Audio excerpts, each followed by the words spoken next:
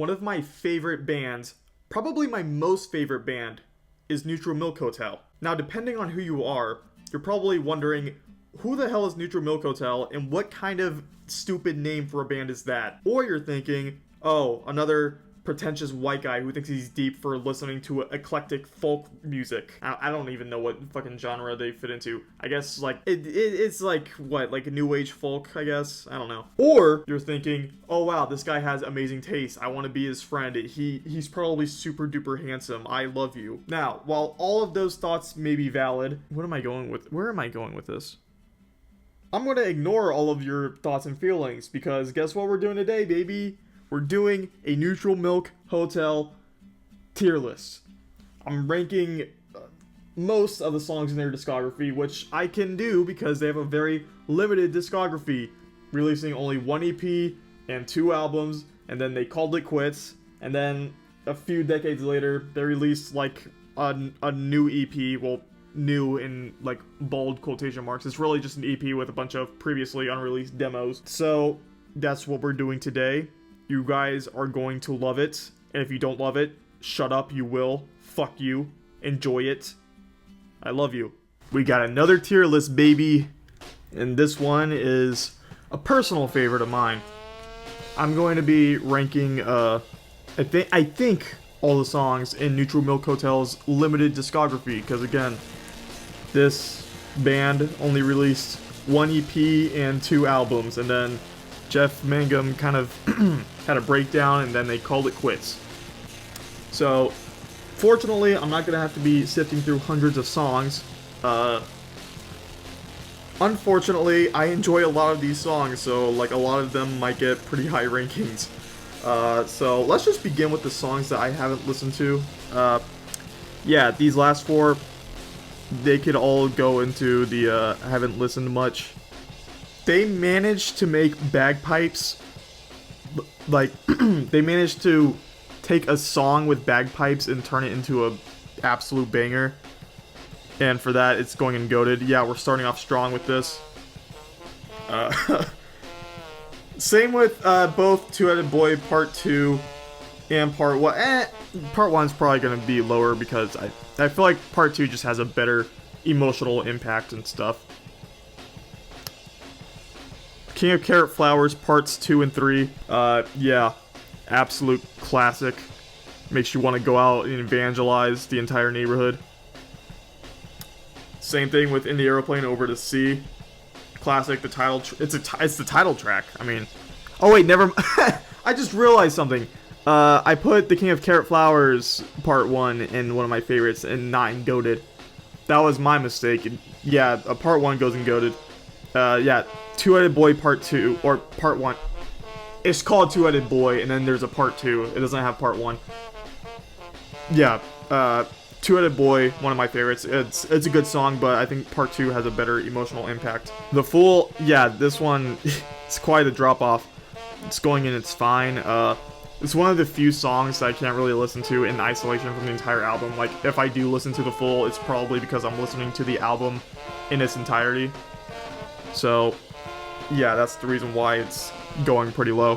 Holland 1945, absolute banger, goated. Yeah.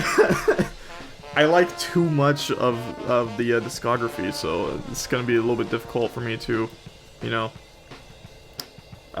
discuss, rank everything evenly out. A lot of it's gonna be top heavy. Communist Daughter, I mean, it's short and sweet, but I mean, like, I don't listen to it, like, I wouldn't say, like, it's, like, goated or anything, even though, you know, a lot of people might disagree with that. And also, there's a huge emphasis on semen, so, yeah, I think I'll just put it in consistent play. Oh Comely, I mean, it's probably the best, like, Neutral Milk Hotel song written, but, I mean, yeah, it's a bit long, like, I have to, like, prepare myself whenever I want to listen to it, so I'll put it in one of my favorites. That, I know that's kind of a shitty reason to, you know, rank it lower, but hey, I'm trying to make a tier list. I'm not just trying to, like, gush over every song that I love or whatever. Ghost, yeah, I'll put that in goated. I love you know, belting out the last few lyrics and stuff. Now we're in on Avery Island. I feel like a lot of people don't give this album a whole lot of attention when they should. It's honestly a really good debut album for this project.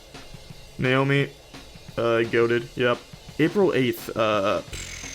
I would say it's fine, I guess. I mean, as much as a good album as I do think it is far less consistent than in the Aeroplane Over the Sea.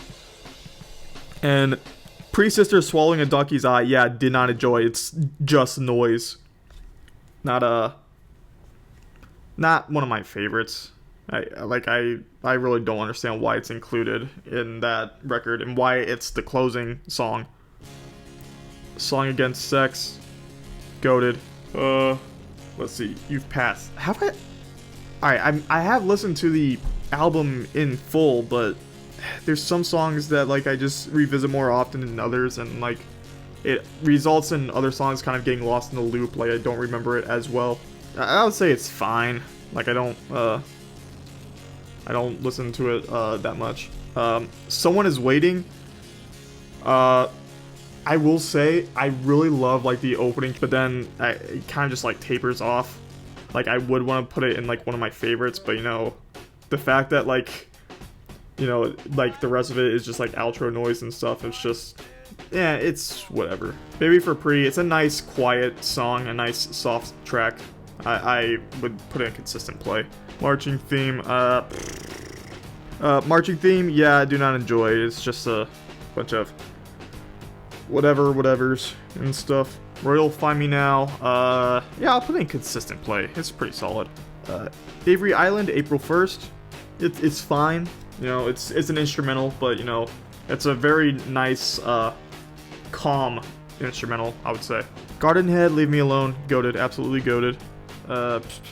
Three Peaches, yeah, it's fine. It's whatever.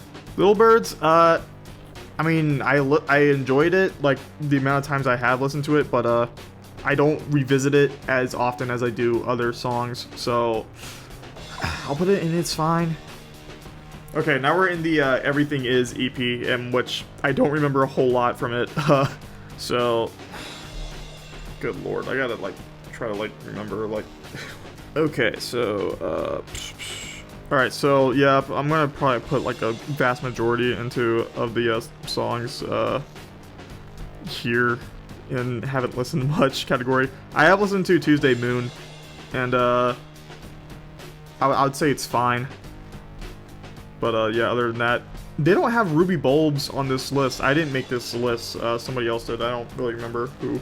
But, yeah, they neglected to include Ruby Bulbs, and, you know, the intro of that song goes really hard, and then, you know, for some reason, Jeff just doesn't follow up on that intro. Like, the song just tapers off, which is kind of a theme. Okay, so now we're on the, what is it? It's like the one record that has just a collection of, like, unreleased demos. Ferris Wheel on Fire, that's what it is, yep. This is the, EP, that has... EP, or, like, I guess, like, a special collection that has, like, a bunch of, like, demos that were never officially released. Until this project was released. Oh Sister, it's my favorite, so, like, it's... it's actually, like, my... like, 100% my favorite, Neutral Milk Hotel song. So, it's going... in, goated at the very top. Like, everything else here, the rating doesn't really matter. All that matters is that Oh Sister is like a cut above the rest. It's essentially like all of In the Aeroplane Over the Sea condensed into one single song. And you know, the strumming on this track, like, Jeff goes fucking ham on the guitar. Like, the strumming is absolutely insane. Okay, Ferris Wheel on Fire, the title track for this special EP. I don't know, like, what the right term would be for this specific record, since, again, it's really just a collection of a bunch of unreleased demos and stuff. Okay, so, yeah, I would give it, you know, consistent play. I enjoy it relatively much. Not as much as the others, but I enjoy it, regardless. Home, it's fine. It's whatever, you know. April 8th, you know, it's literally just, you know, another version of of the one on Avery Island. I don't think there's much I don't think there's a whole lot of variation between the two. Like, I would say the on Avery Island version, like, it has like a longer like intro and stuff, whereas the Ferris Wheel and Fire version, it kind of just like jumps right into the song. So I guess I'll put it like category above the on Avery Island version of April 8th. I Will Bury You in Time.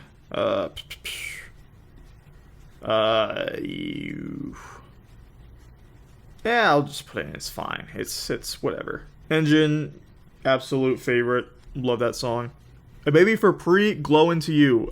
It's essentially it's a demo version of A Baby for Pre, obviously, but also it combines both A Baby for Pre with, I want to say, Where You'll Find Me Now. I think that's what it is.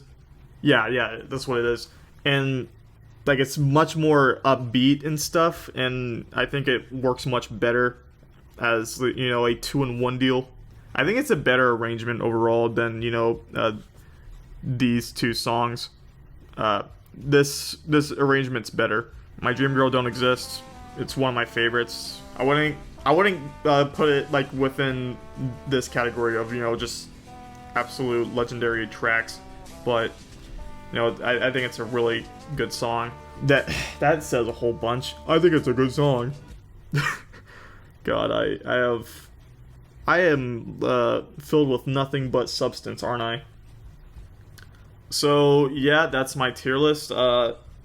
Each of these songs in these specific categories are not in any particular order besides Oh Sister. I just wanted to make that noted that Oh Sister is a cut above the rest. It's my absolute favorite song from Neutral Milk Hotel. And yeah, I guess that makes up for this list. I apologize if I kind of didn't explain my reasoning that well. Sometimes when you're talking about stuff with art and stuff that's very subjective, it's not really exactly easy to explain your reasoning for why you favor one thing over the other. It's, I mean, that's what they say. Art is subjective. You can't really be objective in your reasoning. You just have to say, I mean, I like this because I like it. What do you want me to do about it? So, yeah, I think that concludes this ranking, I suppose.